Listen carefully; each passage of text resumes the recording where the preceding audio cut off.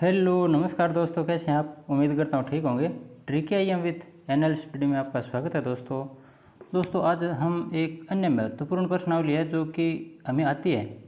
हम छोटी कक्षाओं से आज तक इस प्रकार के सवाल हल करते आ रहे हैं कि ये तो औसत है। औसत तो हर किसी को आता है और आता भी है, आप सबको आता है। औसत यानी मध्यमान ज्ञात किया जाता है। 5 व्यक्तियों को 100 रुपये मिले हैं तो प्रत्येक को कितने मिले, इस प्रकार के प्रश्न लगभग हम करते रहते हैं जीवन में, और हमारे जीवन का एक बहुत ही महत्वपूर्ण हिस्सा है औसत। लेकिन इससे संबंधित कुछ त्रुटियां हमारे में रह जाती हैं। जो प्रश्न परीक्षा में आते हैं तो वो प्रश्न हल करते समय हमारे में कुछ जो त्रुटियां रहती हैं वो न रहें, इसके लिए ये प्रश्नावली समझने में ज़रूरी है। चाहे आपके सिलेबस में है या न है तो भी औसत से संबंधित कुछ जानकारियाँ हमें होनी ज़रूरी है। एक तो देखिए सजातीय राशियाँ। और दोस्तों कई विद्यार्थी ऐसे भी सोचते हैं कि ये इस प्रकार के जो प्रश्न है या औसत से संबंधित है या कई जोड़ घटाव गुणा भाग से संबंधित मैंने वीडियो बनाए हैं तो वो समझने में फालतू में ही समय ज़ाया होता है। तो समय दोस्तों बहुत कीमती होता है, समय ज़ाया नहीं होता है। समय हमारे हाथ में नहीं रहता। बहुत बार हमें प्रश्न हल करने ही होते हैं और वो समय ही होता है जब निर्णय करता है। समय जब निर्णय करता है तब गवाहों की ज़रूरत नहीं होती है दोस्तों। समय कहाँ से कहाँ पहुंचा सकता है ये हम सबको ध्यान में रखना चाहिए। उत्तम समय कभी नहीं आता, समय को उत्तम बनाना पड़ता है। और उसे उत्तम बनाने के लिए हमें ये जो छोटी छोटी गलतियाँ हैं इनमें सुधार करना बहुत आवश्यकता है। गणित में तभी आप होशियार बनोगे जब ये जो त्रुटियाँ छोटी छोटी इनमें आप सफल हो जाओगे। इनको हल करने में इनको किसी भी तरीके से चाहे घुमा फिरा कर एग्जामिनर प्रश्न कैसे भी दे, इनको हल करने की शक्ति हमारे अंदर विकसित हो जाएगी। उसके बाद गणित में हमें कोई नहीं रोक सकता आगे बढ़ने से। तो गणित में हम बड़े बड़े प्रश्न बड़े बड़े सवाल हल करने से ज़्यादा तवज्जो अगर इन छोटी छोटी कमियां जो हमारे अंदर हैं या न हैं इनमें सुधार करते जाएं। अगर नहीं है तो बहुत बड़ी बात है, लेकिन इनमें लगातार अभ्यास करने से वो और दृढ़ होंगी। और जिसमें कमियां हैं, जो विद्यार्थी हैं जो इस प्रकार के प्रश्न या इन प्रकार की कमियों से ग्रस्त है तो उनको तो अभ्यास करना ही करना है, लेकिन जो जानते हैं उनको भी अभ्यास करना चाहिए ताकि सुधार आता रहे, अपने आप में निखार आता रहे। चलिए औसत सजातीय राशियों के मध्य होता है दोस्तों। सजातीय राशियाँ क्या होती है, विजातीय राशियाँ क्या होती हैं, इनके बारे में हमें थोड़ी जानकारी होनी चाहिए। सजातीय राशियाँ वे होती हैं जो एक जैसी हों, जैसे 5x और 2y ये विजातीय राशियाँ हैं, सजातीय नहीं है, विजातीय यानी x और y दो जाति अलग अलग हो गई। 5x और 7x यहाँ सजातीय, 5 और 7 मत देखो, x वो मान देखना है, x जाति होगी। इसी प्रकार से 20m और 30n ये सजातीय नहीं है, विजातीय राशि हैं। और 5 किलोग्राम तथा 3 मीटर ये विजातीय राशियाँ। 5 किलोग्राम में 3 मीटर हम जोड़ नहीं सकते, 5 किलोग्राम में 8 किलोग्राम जोड़ सकते हैं। तो जिनको हम जोड़ सकते हैं वो सजातीय राशियाँ होती हैं। किलोग्राम सजातीय हो गई। हाँ, ग्राम आ सकता है, किलोग्राम में ग्राम जोड़ सकते हैं, उनका थोड़ा आगे हल करके संशोधन करके किया जा सकता है। किलोग्राम को या तो ग्राम में बदल दो या ग्राम को किलोग्राम में बदल दो, और वो बदलाव करने के बाद हम उनका औसत ज्ञात कर सकते हैं। तो कहने का मतलब है सजातीय राशियाँ होती हैं वो एक जैसी होती हैं, इकाई उनकी एक जैसी होती है, और जिनकी इकाई एक जैसी होती है उनका जोड़ घटाव हम आराम से कर सकते हैं। तो सजातीय राशियों का योगफल उनकी संख्या का भाग देने पर जो भागफल प्राप्त होता है वही भागफल औसत कहलाता है। औसत यानी राशियों का योग बटा राशियों की संख्या, हम शुरू से पढ़ते आ रहे हैं, वही सूत्र है। औसत केवल सजातीय राशियों का ज्ञात किया जाता है, ये हमने पढ़ लिया अभी। औसत को माध्य, औसत को क्या कह सकते हैं, अन्य नामों से क्या पुकारते हैं, माध्य भी कह सकते हैं, मध्यमान भी कह सकते हैं, क्योंकि दी गई राशियों का औसत मान उच्चतम राशि एवं निम्नतम राशि के मध्य होता है। उच्चतम राशि जैसे 5 है और एक राशि 55 है। ये तो जितने भी मान लिखे हुए थे उनमें सबसे छोटी राशि 5 और सबसे बड़ी राशि 55, लेकिन ये क्रम से होने चाहिए। ऐसे नहीं है कि बीच बीच में कहीं छोड़ दिए, कहीं 5 छोड़ दिए, कहीं 10 छोड़ दिए, कहीं कुछ भी नहीं छोड़ा। क्रम एक जैसा होना चाहिए इनका। अगर क्रम एक जैसा है तब औसत ज्ञात करने के लिए क्या करते हैं, सबसे निम्नतम राशि 5 और सबसे उच्चतम राशि 55, इनका जोड़ करते हैं। जोड़ कितना आ गया 60 और उसमें 2 का भाग लगा दो, बराबर कितने आते हैं 30। कहने का मतलब अगर राशियाँ क्रम से हैं और सबसे निम्नतम राशि 5 है और सबसे उच्चतम राशि 55 है, तब इनका औसत ज्ञात करने के लिए, मध्यमान ज्ञात करने के लिए, माध्य ज्ञात करने के लिए सबसे ऊपरी राशि और सबसे निचली राशि दोनों का जोड़ करके 2 का भाग लगा दो, यही मध्यमान होगा। और यही इस लाइन में बताया गया है। औसत संबंधी सबसे महत्वपूर्ण प्रश्न एक है जो कि पूरी प्रश्नावली में घूमता रहेगा। औसत बराबर राशियों का योग बटा राशियों की संख्या होती है। इसको ऐसे भी लिख सकते हैं, औसत बराबर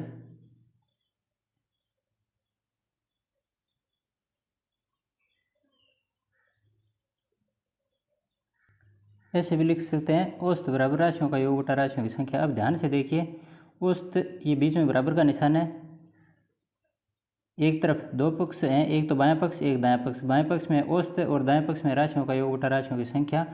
यहाँ औसत के ऊपर नीचे कुछ नहीं है तो नीचे 1 मान लो।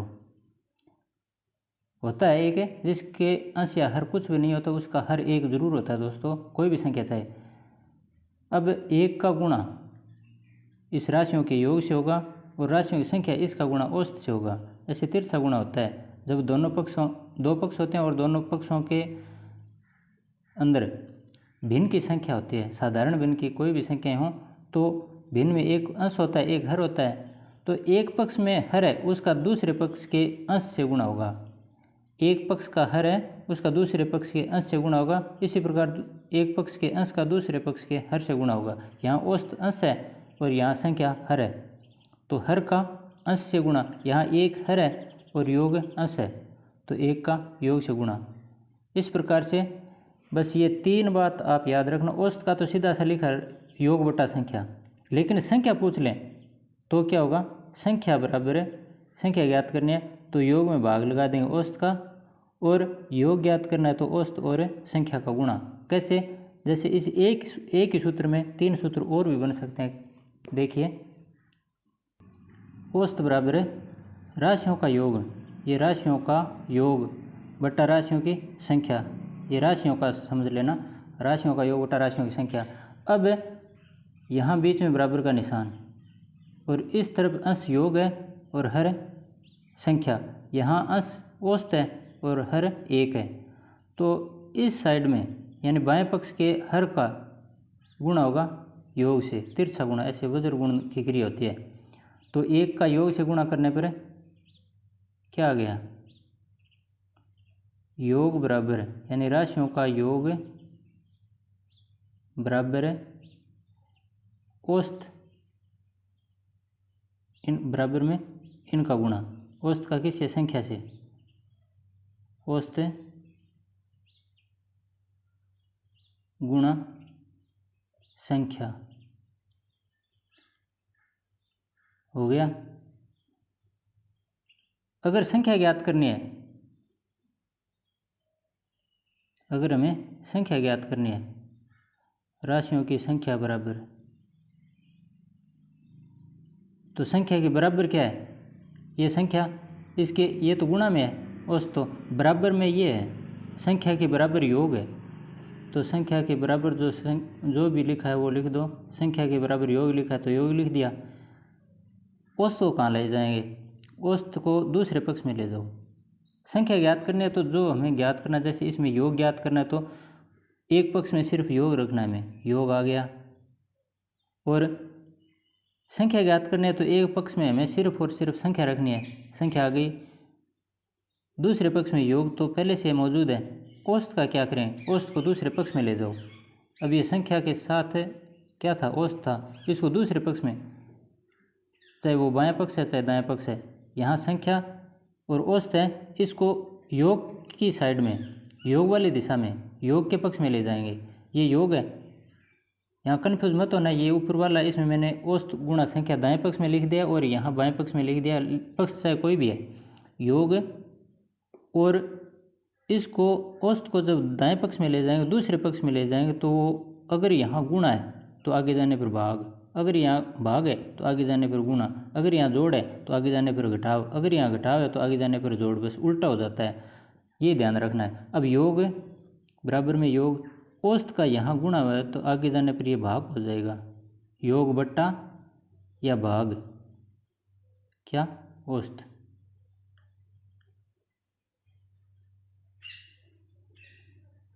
संख्या बराबर योग बट्टा राशियों का योग बट्टा औसत कर दो, या योग बराबर राशियों का औसत गुणा संख्या कर दो, या औसत बराबर एक, ये सूत्र पहले से ही था, राशियों का औसत बराबर योग बट्टा संख्या। इसको ऐसे भी लिख सकते हैं, योग भाग संख्या, योग भाग संख्या लिख दो या योग बटे संख्या लिख दो। ये योग भाग औसत लिखा है, इसको भी ऐसे भी लिख सकते हैं, योग बट्टा औसत।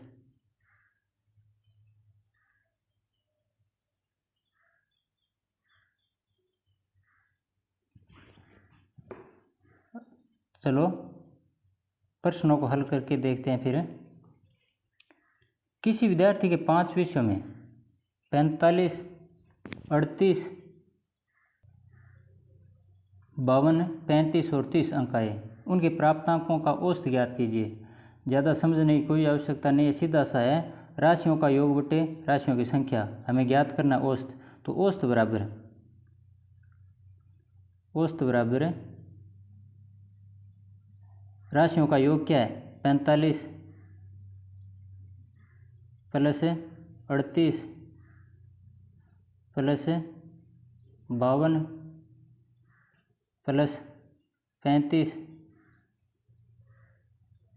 प्लस 30, ये तो राशियाँ, इनका योग का मतलब जोड़ कर दिया। अब इनकी संख्या क्या है, सूत्र क्या था, औसत बराबर राशियों का योग बटा राशियों की संख्या, ये तो योग आ गया। अब संख्या 1 2 3 4 5, ये राशियों की संख्या आ गई, बराबर इनका जोड़ आता है, जोड़ करके देख लो, 5 8 13 2 15 5 20 और 3 3 6 5 11 3 4 200 आ गया, बटे 5, 5 का 200 में भाग लगाएं कितना, 40, तो औसत कितना आ गया, 40। अगला प्रश्न देखिए, राम लक्ष्मण सीता का वजन क्रमशः 36 किग्रा, 34.58 किग्रा और 28.42 किग्रा है। ये देखिए सहजातीय हैं या विजातीय, किग्रा किग्रा किग्रा किलोग्राम, तो ये सारी की सारी सहजातीय राशियाँ हैं। और यहाँ दशमलव, इसमें देखिए 36 में कोई दशमलव नहीं है, और 34.58 इसमें दशमलव है, इसमें भी दशमलव है, राशियाँ 3 है। तीनों राशियों का हमें जोड़ करना, जोड़ करते समय किस प्रकार से जोड़ किया जाता है, इसके लिए मैंने एक छोटा सा वीडियो अलग बनाया, उसमें आप ध्यान से समझ सकते हैं। जोड़ घटाव गुणा भाग और अन्य संक्रियाएँ उसमें समाहित हैं, तो वो थोड़ा सा अवलोकन कर लें।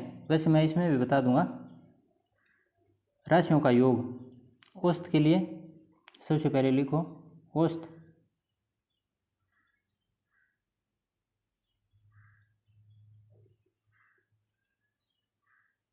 बराबर राशियों का योग 36,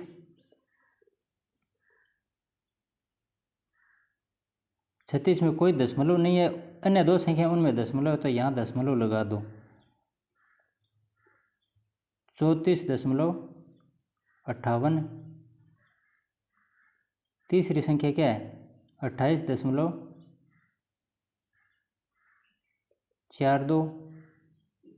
अब इनका योग का मतलब प्लस करो इनके बीच में, और यहाँ पॉइंट के बाद दशमलव के बाद कितने अंक हैं, 1 2 अंक, यहाँ भी 2 अंक, तो यहाँ भी 2 अंक बना दो, पॉइंट के बाद 0 0 लगा दो, कोई दिक्कत नहीं है। अब इनका जोड़, राशियों का योग बटे राशियों की संख्या, राशियों की संख्या क्या है, यहाँ एक राशि तो ये है 36.00, दूसरी राशि 34.58 और तीसरी राशि है 28.42, तो कुल मिलाकर कितनी राशियाँ होगी, 3। अब इनका जोड़ करके भाग लगा दो, इनका जोड़ आ गया 2 8 10, फिर 4 5 9 9 1 10 हासिल 1, 6 4 10 से 18 18 1 19, 3 3 6 6 और 2 8 1 9 99 बटे 3। 99 में 3 का भाग लगाएंगे तो 33 33.00 लिखो तो ठीक है, नहीं लिखो तो भी कोई दिक्कत नहीं है। 33.00 या 33 उत्तर आ गया। ये किग्रा है, यानी 33 किग्रा औसत।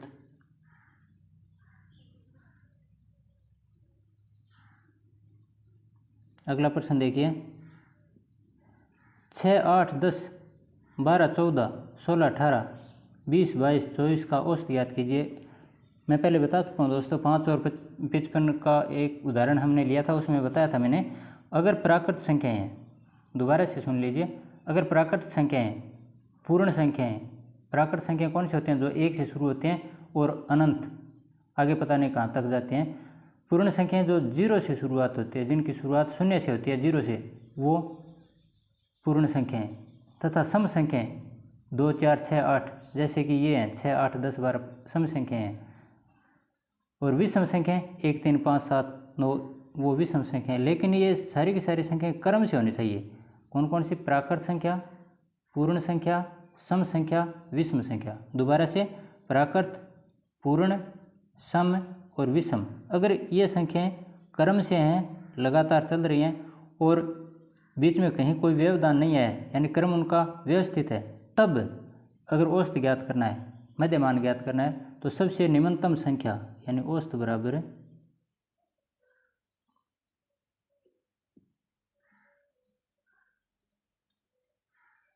सबसे निम्नतम संख्या 6 और उच्चतम संख्या 24, इनका जोड़ करके 2 का भाग लगा दो। जोड़ कितना था? 30/2 बराबर 15 उत्तर आ गया। अगला प्रश्न देखिए, संख्याएं 1 3 5 7 9 आ गया, ये क्रम से चल रही हैं। ये कौन सी हैं? विषम संख्याएं हैं। तो इनका भी औसत ज्ञात करने के लिए 1 + 17 बटे उच्चतम संख्या 17 है, निम्नतम 1 है, दोनों का जोड़ करके 2 का भाग लगा दो। 17 और 1 18 होते हैं, 18 में 2 का भाग लगा दिया, कितना आया? 9 आ गया।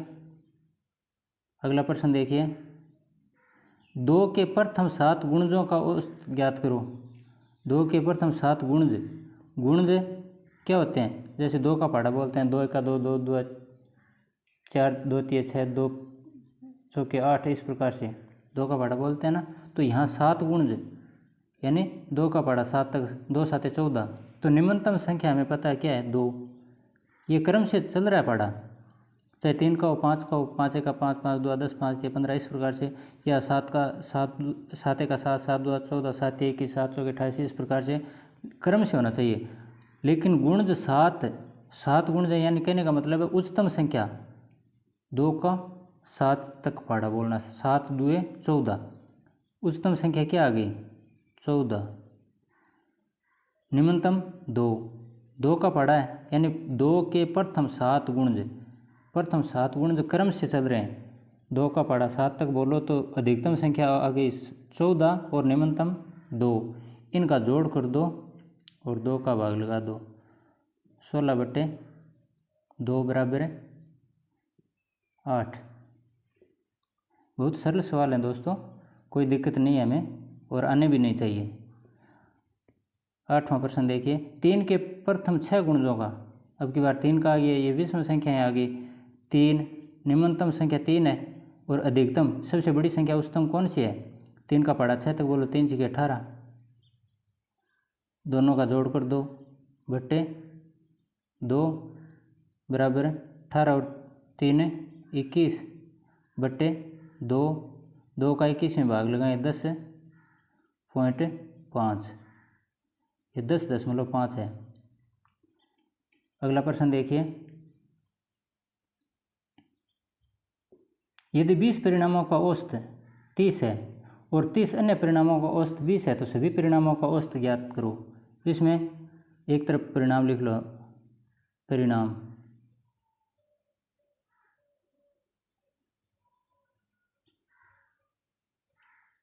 और औसत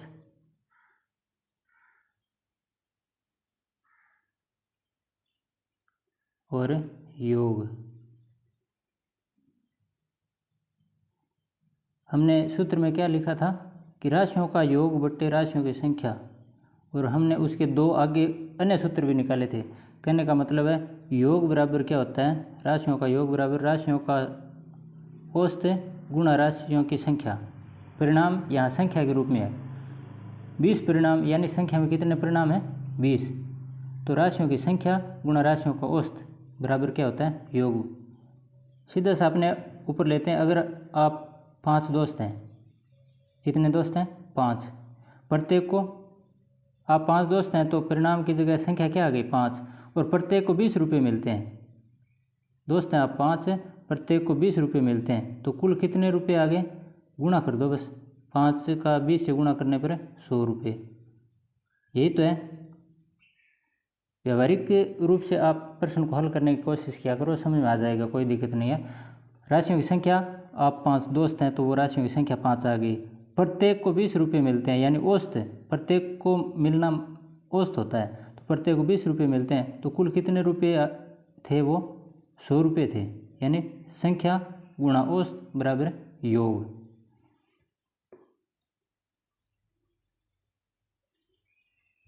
अब प्रश्न में आते हैं, तो 20 परिणाम यहाँ 2 बार बताया, 20 परिणाम औसत क्या है उनका 30, 20 परिणामों का औसत क्या है 30 है, तो योग कितना हो गया, दोनों का गुणा कर दो 600।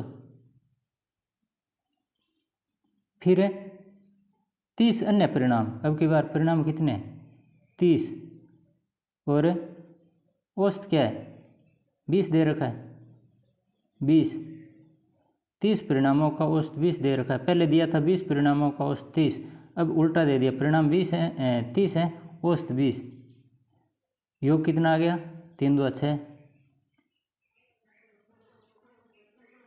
अब देखिए सभी परिणामों का औसत ज्ञात करो।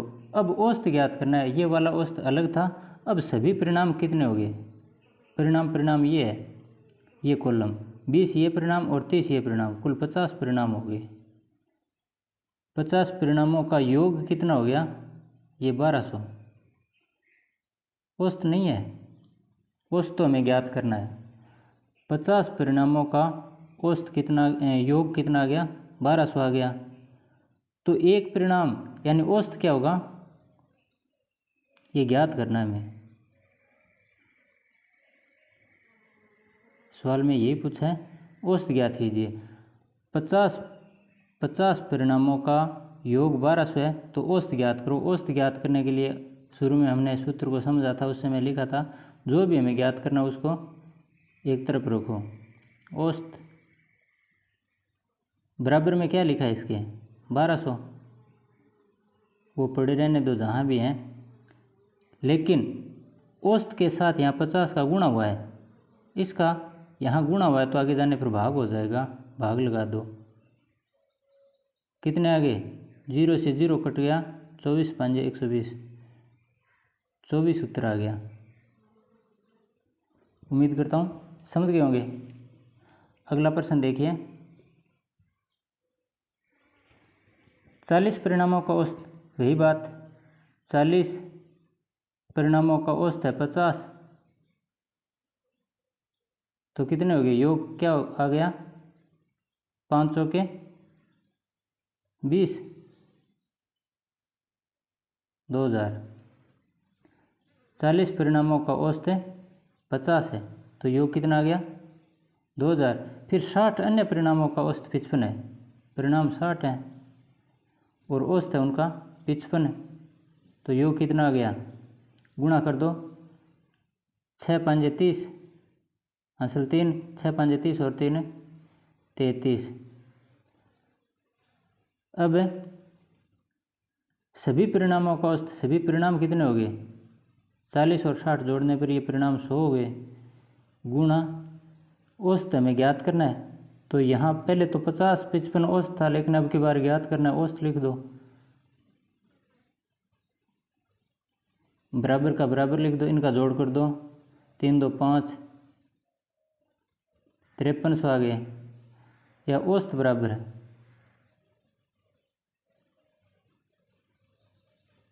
औसत बराबर क्या होगा 5300, ये बराबर में है, इनके बट्टे ये गुणा क्या है, औसत का गुणांक 100 है तो 100 का भाग लगा दो, 2 जीरो से 2 जीरो कट गए, क्या बचा 53, ये उत्तर आ गया।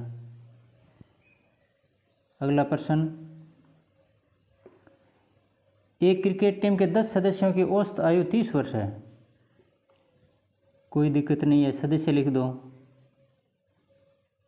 सदस्य गुणा औसत, वही बात, सदस्य गुणा औसत बराबर है योग, कोई दिक्कत तो है ही नहीं सर जी, फिर कैसी दिक्कत आएगी। 10 सदस्य हैं, एक क्रिकेट टीम के 10 सदस्य हैं जिनकी औसत आयु 30 वर्ष है, तो 10 सदस्य औसत आयु 30 वर्ष है, कितने वर्ष है 30 वर्ष, यहाँ वर्ष लगा देना, बराबर योग क्या हो गया फिर 300, यही तो है योग 300 वर्ष। अब यदि उसके साथ कप्तान को शामिल कर लिया, पहले 10 थे क्रिकेट में, कितने खिलाड़ी थे 10, अब कप्तान को शामिल कर लिया तो कितने हो गए 11, ये तो कोई दिक्कत ही नहीं है, स्वाभाविक बात है कि एक को और शामिल किया गया है, तो पहले 10 थे अब 11 हो गए, गुणा औसत क्या है, हमें यदि उनके साथ कप्तान को भी शामिल कर लेने पर औसत आयु 2 वर्ष बढ़ जाती है, 2 वर्ष औसत बढ़ गया, पहले 30 वर्ष था, अब 2 वर्ष बढ़ने पर ये कितना हो गया 32, कन्फ्यूज मत होना, पहले 10 सदस्य थे तब 30 था औसत उनका, अब 2 वर्ष बढ़ गया, 2 वर्ष बढ़ा है, तो पहले जो अगर 30 था तो अब 32 हो गया, पहले अगर 50 था तो अब 52 हो गया, पहले 36 था तो अब 38 हो गया, पहले 30 था इसलिए अब 32 लिखा मैंने, गुणा कर दो कितना हो गया 11 2 22 और 11 3 33 और 2 35, 352 वर्ष। अब हमें स्वाभाविक सा पता है कप्तान की आयु, अर्थात जो नया कोई भी आया है, कप्तान आया है 11वां, 10 की आयु 300 वर्ष थी, तो 11वें की आयु क्या होगी, चाहे वो कप्तान है चाहे कुछ भी है, उसकी आयु क्या होगी 352 में से 300 घटा दो, कप्तान की आयु बराबर है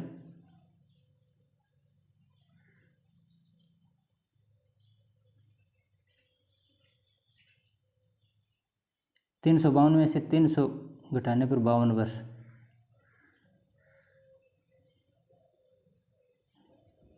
हो गया। अगला प्रश्न देखिए, किसी कक्षा के 20 छात्रों और एक अध्यापक की औसत आयु 15 वर्ष है, यदि शिक्षक की आयु को छोड़ दिया जाए, वही सवाल, पहले सदस्य, छात्र और शिक्षक अलग अलग हैं तो हम एक बार सदस्य के रूप में लिख लेते हैं, सदस्य या व्यक्ति जैसे भी आपको उचित लगे लिख लो, गुणा औसत, सदस्य गुणा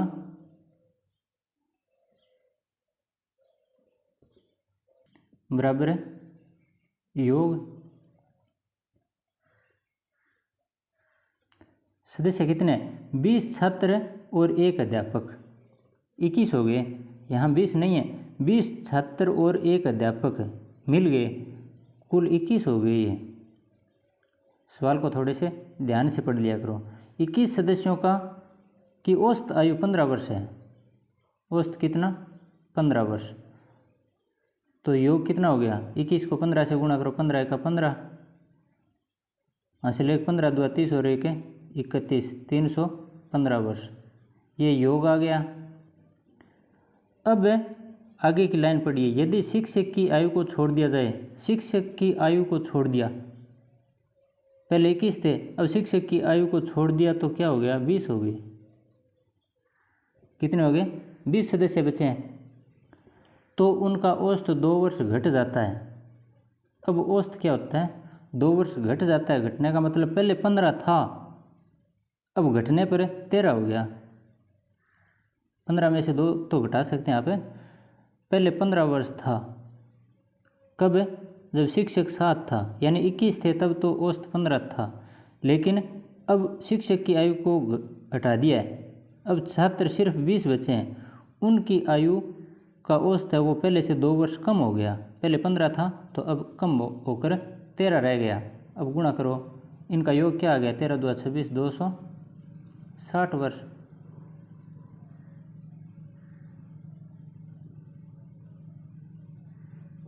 तो शिक्षक की आयु ज्ञात करो।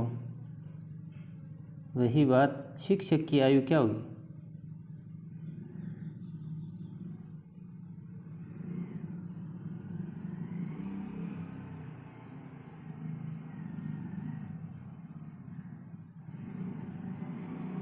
शिक्षक की आयु बराबर है 315 में से 260 घटा दो, 55 वर्ष।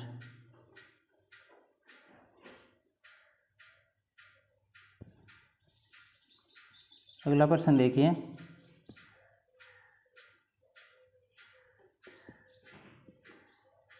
15 व्यक्तियों के एक समूह में 50 किग्रा के एक व्यक्ति को हटाकर उसके स्थान पर एक दूसरा व्यक्ति ले लेने से उसके औसत भार में 2 किग्रा की वृद्धि होगी।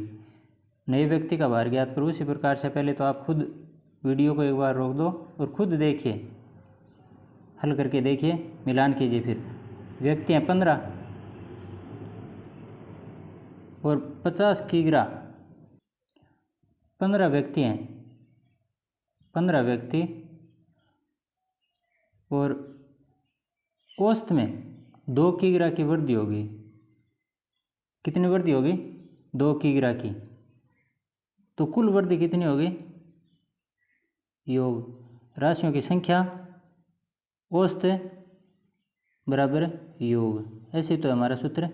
तो 15 व्यक्ति थे और अब की बार सीधा लिखा है, ये तो 50 किग्रा औसत नहीं है, लेकिन औसत भार में वृद्धि लिखी है। वृद्धि कितनी है, बढ़ोतरी हुई है, औसत किग्रा में 2 किग्रा की, औसत भार में 2 किग्रा की वृद्धि होगी। इसका मतलब 15 व्यक्तियों में प्रत्येक व्यक्ति के वजन में 2 किग्रा की वृद्धि हुई है, तो 30 किग्रा की वृद्धि होगी। कितनी, 15 दुआ 30 किग्रा। ये वृद्धि है, क्या है, वृद्धि, 30 किग्रा की वृद्धि हो गई। अब ये वृद्धि पहले वाला जो 15 व्यक्तियों एक समय में 50 किग्रा के एक व्यक्ति को हटाकर, पहले वाला व्यक्ति कितने किग्रा का था, 50 किग्रा, उसको हटाकर उसकी जगह नया व्यक्ति लिया गया है। पहले वाला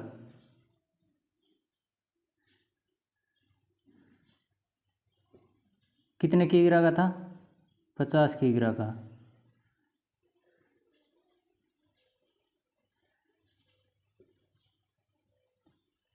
दूसरा, अब जो दूसरा व्यक्ति लिया गया है वो कितने किग्रा का, ये पूछा है। नए व्यक्ति का भार, नया व्यक्ति यानी दूसरा व्यक्ति, उसका भार बताना है। तो पहले वाले का वजन था 50 किग्रा, वो तो था, और उसमें 30 किग्रा की वृद्धि हो गई। कुल वजन में कितने किलोग्राम की वृद्धि होगी, 30। तो ये कितना बनता है, 50 + 30 बराबर है 80 किग्रा। नया व्यक्ति कितने किग्रा का होगा, 80 किलोग्राम का। दोबारा से देखिए, 15 व्यक्ति हैं और उनके औसत में 2 किग्रा की वृद्धि होती है, तो कुल वृद्धि कितनी होगी, 30 किलोग्राम की। लेकिन ये कुल किलोग्राम 30 किलोग्राम है, ये वृद्धि हुई है, ये पहले वाले जो 50 किग्रा के व्यक्ति थे उनको हटाने पर उतने तो किलोग्राम है, 50 किलोग्राम तो पहले था वजन, वो सही है, लेकिन उसमें 30 किग्रा और जुड़ गए, तब नया व्यक्ति होगा वो 80 किलोग्राम का होगा। अगला प्रश्न 10 छात्रों की औसत आयु 20 वर्ष है, 5 नए छात्र और आ जाने से उनकी औसत आयु में 2 वर्ष की वृद्धि होगी। तो बताइए 5 नए छात्रों की औसत आयु क्या है। चाहे किसी भी तरीके से कर लो आप।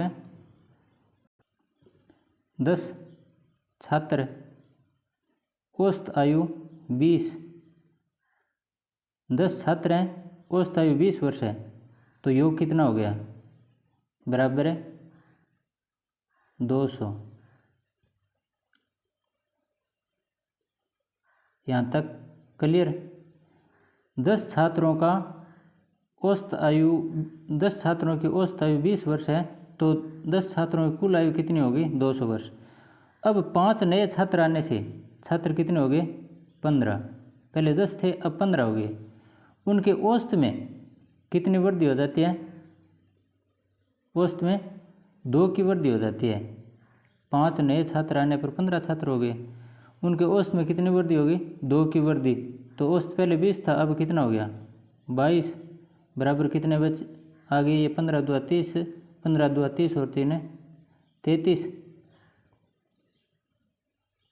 330 वर्ष, यही तो है।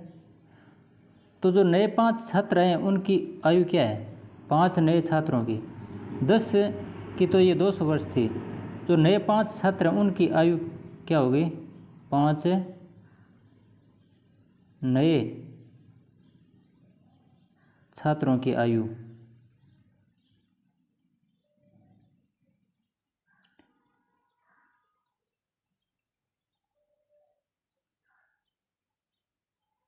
कुल आयु है ये। 5 नए छात्रों की कुल आयु कितनी होगी, 330 में से 200 घटा दो, 130 वर्ष। ये तो 5 नए छात्रों की कुल आयु है, कुल। तो फिर औसत आयु क्या होगी, 5 नए छात्रों की औसत आयु बराबर है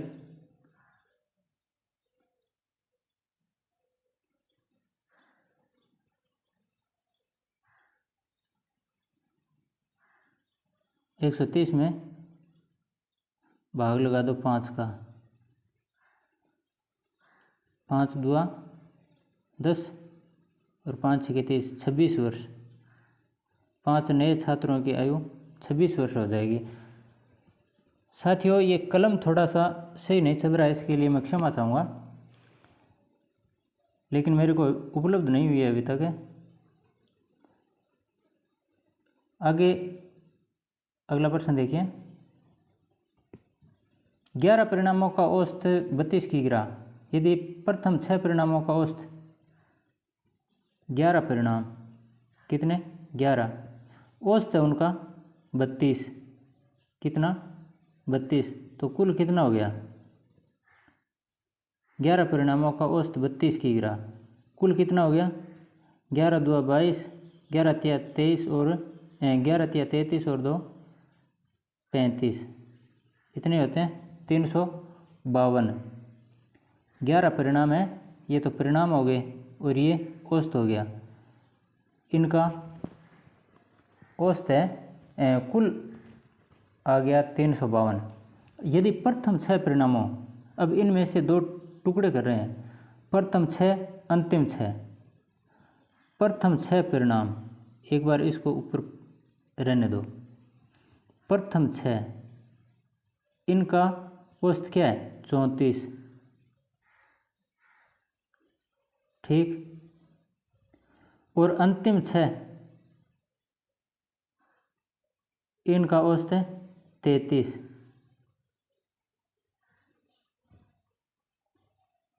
ठीक। तो छठवां परिणाम ज्ञात करो, बराबर इनका योग कितना हो गया। ये 6 और 6 12 होते हैं, आप कन्फ्यूज मत होना, किस प्रकार से पूछा है सवाल में, 1 2 3 4 5 6, विद्यार्थी परिणाम कुल 11 हैं, जबकि 6 और 6 2 बार लिखा है ना, इसका मतलब है ये तो प्रथम 6 और अंतिम 6, 1 2 3 4 5 6, 1 2 3 4 5 6, ये तो अंतिम 6 और ये प्रथम 6, इनका अलग अलग दिया है।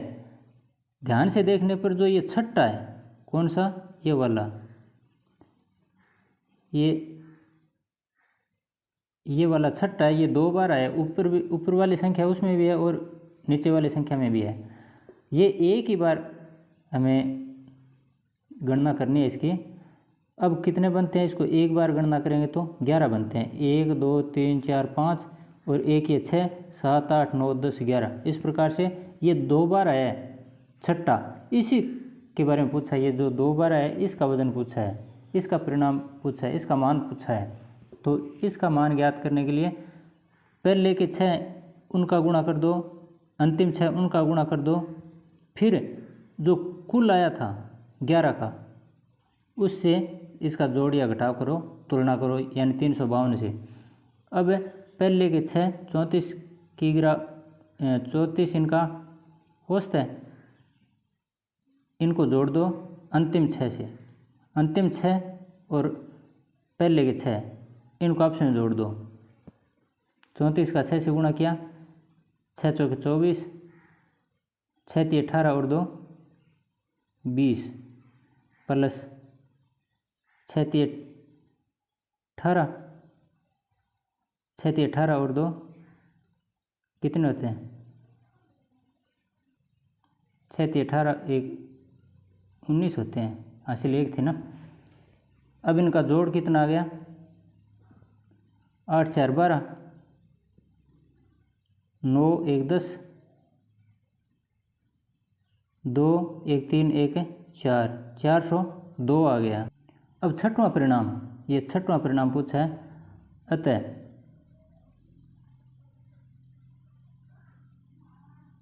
छठवां परिणाम क्या आएगा?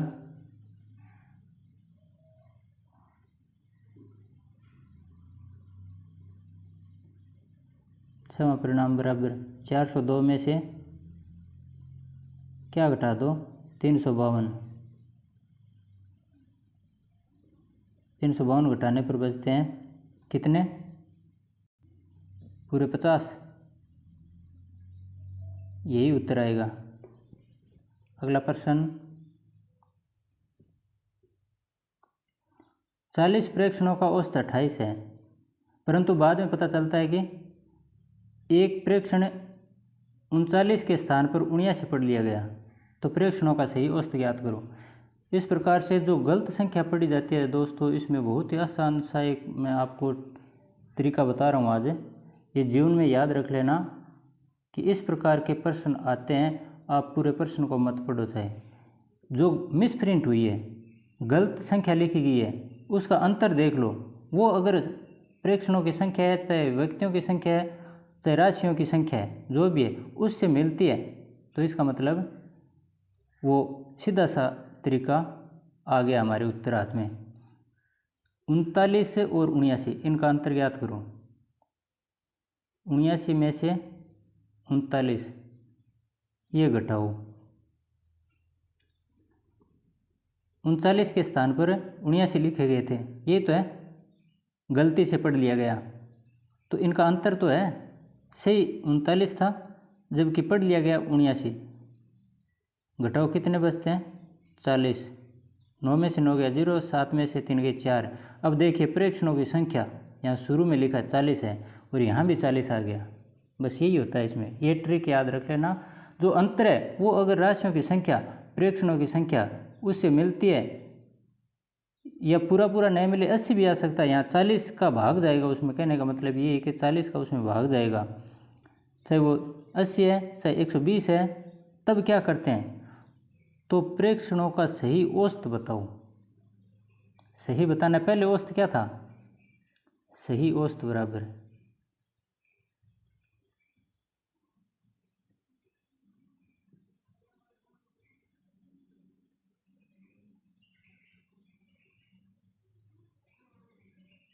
पहले क्या था?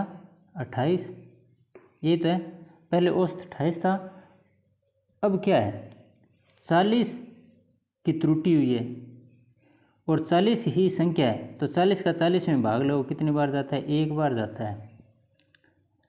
40 की त्रुटि हुई है, यानी 40 गलती से कम लिखे गए हैं या ज़्यादा लिखे गए हैं, ये मत सोचो एक बार।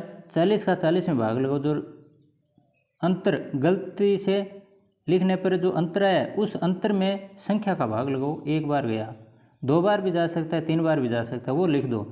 अब 39 के स्थान पर 79 पढ़ लिया गया, तो ज़्यादा पढ़ा या कम, ये बात ऑप्शन देते हैं, 4 विकल्प देते हैं, तब थोड़ा सा कन्फ्यूज़ करने के लिए हमें घुमाते हैं कि या तो एक कम है या एक ज़्यादा है। ये थोड़ा सा ध्यान में रखना है हमें। 39 के स्थान पर असली संख्या 39 थी, असली संख्या क्या थी? 39। उसके स्थान पर 79 पढ़ लिया गया। क्या पढ़ लिया गया? 79, यानी ज़्यादा पढ़ लिया। ज़्यादा पढ़ने पर 28 औसत आया है। 39 पढ़ना था, उसके स्थान पर 79 पढ़ लिया, इसका मतलब ज़्यादा पढ़ लिया। ज़्यादा पढ़ने पर औसत कितना आया है? 28 आया है। तो असली औसत क्या होगा? कम होगा। असली औसत क्या होगा? कम होगा। तो 28 में से घटा दो 27। बस सीधा सा तरीका है दोस्तों इस प्रकार के प्रश्नों में। अगला प्रश्न देखिए, 15 संख्याओं का औसत 10 है। 15 का औसत कितना है? 10। प्रत्येक संख्या में 4 जोड़ दिया जाए तो नया औसत क्या होगा? चाहे संख्याएं 100 हैं, चाहे 200 हैं, चाहे 50 हैं, चाहे कुछ भी हैं, और उनका औसत भी कुछ भी है। प्रत्येक संख्या आ गई तो इसका मतलब प्रत्येक संख्या औसत ही होती है। प्रत्येक संख्या का मान औसत होता है। तो जो पुराना औसत है वो लिख दो। पहले वाला औसत क्या था? 10। संख्या यहाँ 15 हैं चाहे 20 हैं, हमें नया औसत बताना है। पहले वाला औसत कितना था? 10 है, और नया औसत बताना है। तो नया औसत बताने के लिए ये देखिए, प्रत्येक संख्या में 4 जोड़ा है, यानी 4 की वृद्धि हुई है।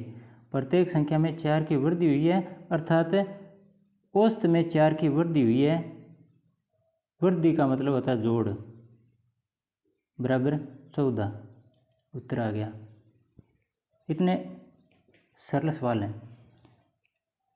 अगला प्रश्न देखिए, दोबारा देख लीजिए इसको। औसत ये तो पुराना है 10 है, नया औसत बताना है हमें।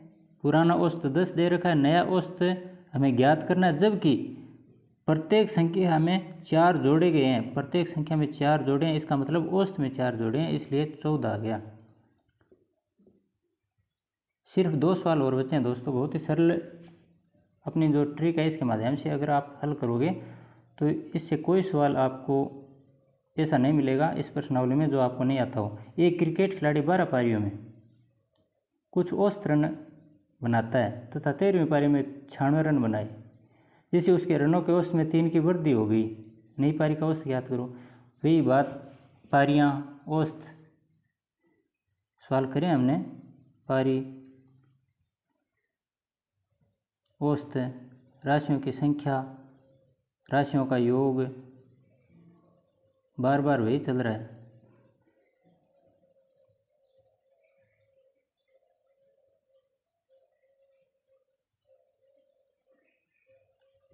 यहाँ गुणा, राशियों की संख्या गुणा औसत बराबर योग, यही तो सूत्र है। अब 12 पारियों में उसने कुछ औसत रन बनाए।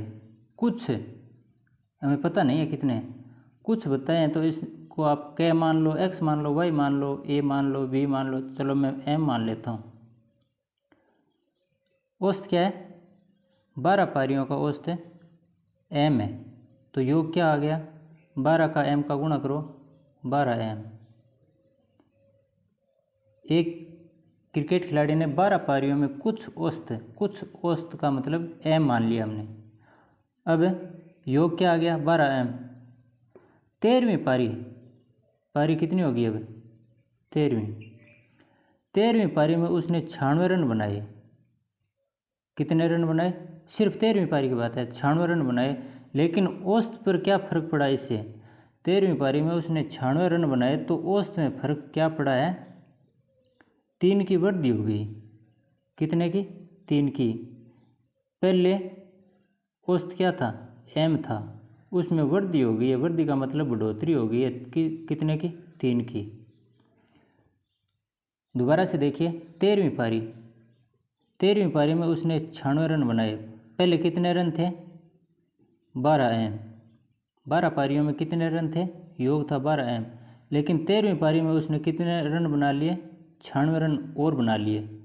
अब ये 96 रन बनाए हैं 13वीं पारी में, तब उसके औसत में वृद्धि होगी कितनी? 3 की।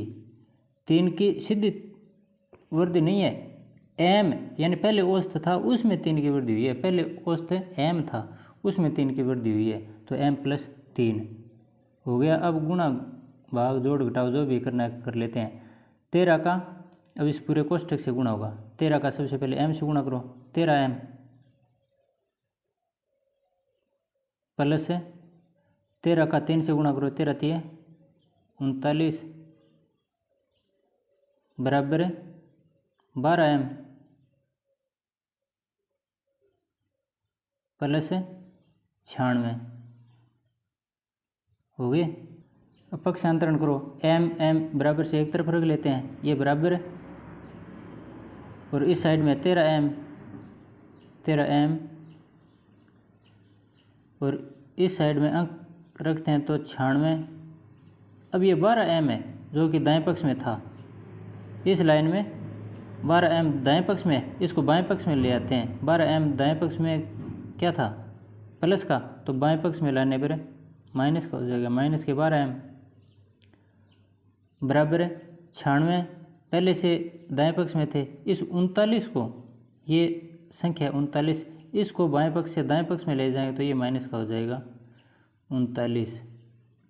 अब 13 में से 12 एक जैसी सहजातीय राशि आ गई है, ये m ये भी m, सहजातीय राशियों का जोड़ घटाव हो जाता है। 13 में से 12 घटाने पर क्या बचा? 1m बचा है। क्या बचा? 1m बराबर 96 में से 39 घटाओ, 16 में से 9 गए 7 और 8 में से 3 गए 5। अब ये तो आ गया m का मान। m तो क्या था? औसत। हमने क्या माना था? पुराने वाला। 12 पारियों में औसत क्या माना था? m, यानी पुराने वाला औसत था m। जबकि ये पूछा है इसमें वृद्धि होगी तो नई पारी का औसत है, यानी 13 पारियों का औसत, 13वीं पारी का वो बताना है। ये बताना हमें 13वीं पारी कौन सी थी? ये वाली। 13 पारियों का औसत हमने ये रखा था, ये आया था ना 13वीं पारी का औसत, m+3। तो 13वीं पारी का, पुराने 12 पारियों का औसत तो 57 है, 13वीं पारी का औसत ज्ञात करने के लिए क्या करेंगे? 57 में, यानी m में, ये m है 57, इसमें प्लस ये 3 और जोड़ देते हैं, 3 बराबर कितना हो गया? 60। ये हमारा उत्तर आ गया। अंतिम सवाल और देखो दोस्तों, इसके बाद हमारा औसत से संबंधित है, कोई भी सवाल शेष नहीं बचा है। एक व्यक्ति प्रथम 5 माह में औसत 5,500 रुपये खर्च करता है और अगले 7 माह में 6,000 रुपये खर्च करता है। यदि उसने पूरे वर्ष में 12,100 रुपये बचाए तो उसकी मासिक औसत आय बताओ। प्रथम 5 माह है गुणा औसत बराबर खर्च। ठीक उसी प्रकार से लिख रहे हैं, राशियों की संख्या गुणा औसत बराबर योग। वही बात है, प्रथम 5 माह का औसत कितना है? 5,500 बराबर खर्च कितना हो गया? गुणा करो, 5 5 25 और 5 5 25 और 2 27,500 रुपये।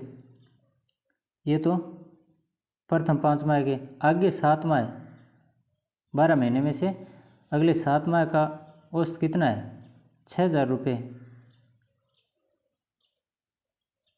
इनका खर्च कितना हो गया? 6 7 42,000 रुपये। अब 12 माह का खर्चा, कुल 12 महीने का खर्चा कितना हो गया? इनका जोड़ करो, 5 0 0 7 2 9 और 4 2 6। ये तो हो गया खर्चा। आगे लिखा है यदि उसने पूरे वर्ष में 12,100 रुपये बचाए। ये खर्चा हो गया, लेकिन उसने बचाए और हैं बचत। ये तो 12 माह का खर्चा है, 12 माह का खर्च। कुल खर्च कितना है? 69,500। अब बचत कितनी है? बचत उसने ये लिखिए 12,100 रुपये। तो खर्चा और बचत मिलकर कुल आमदनी होती है। आय कितनी होगी कुल?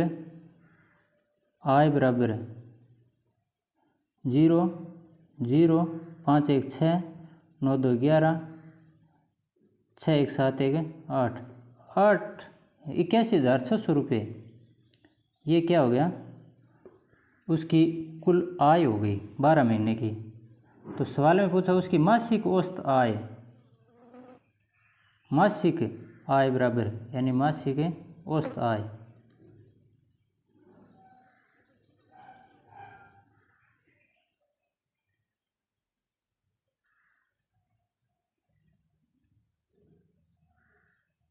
ये ज्ञात करने के लिए क्या करेंगे? 81,600 इसमें भाग लगा दें किसका? कुल महीने 12 है, 12 का भाग लगा दो। कितनी बार जाता है?